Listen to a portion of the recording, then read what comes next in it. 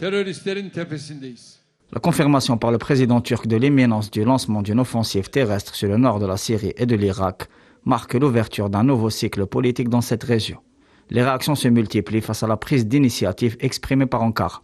Si Moscou a exprimé via le porte-parole du Kremlin sa compréhension concernant les craintes turques relatives à sa sécurité nationale, Dmitri Peskov appelle également toutes les parties à la retenue dans l'objectif d'éviter une escalade qui pourrait faire dégénérer la situation.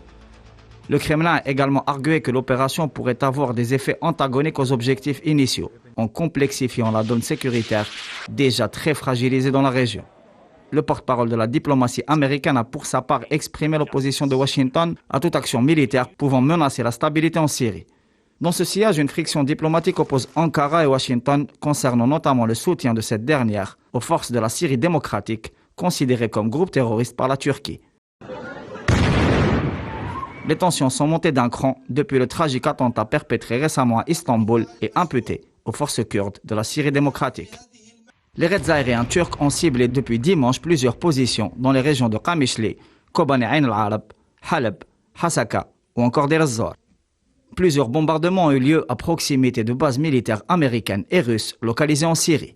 Des positions de l'armée arabe syrienne auraient également été touchées et des soldats tués. Pour rappel, la Syrie vit toujours une situation de crise aiguë, marquée par une grande fragilité, par la profusion de groupes terroristes dans la région d'Idlib, mais aussi par l'implantation de plusieurs bases et forces militaires étrangères dans le pays, et aussi par les raids d'agression récurrents conduits par l'entité sioniste contre Damas.